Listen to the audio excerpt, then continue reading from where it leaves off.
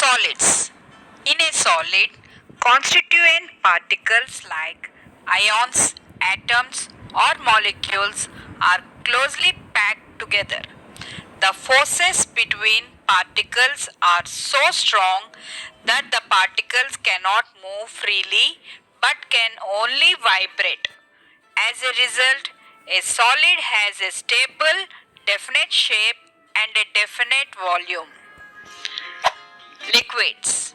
A liquid is nearly incompressible fluid that conforms to the shape of its container but retains a nearly constant volume independent of pressure.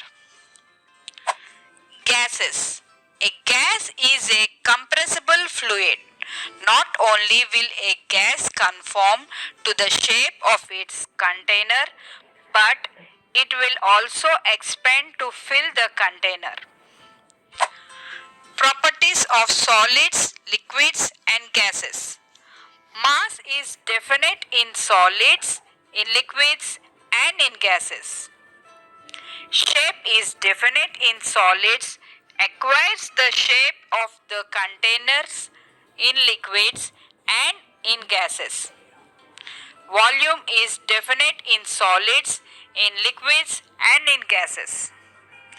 Compressibility is not possible in solids, almost negligible in liquids, and highly compressible in gases.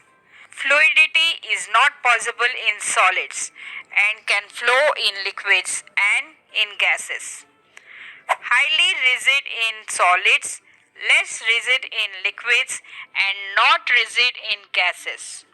Diffusion is slow in solids, fast in liquids, and very fast in gases. Particles are most closely packed in solids, less closely packed in liquids, and least closely packed in gases. Interparticle force is strongest in solids, slightly weaker in liquids, and negligible in gases. For inspiration, nothing happens until something moves. Albert Einstein.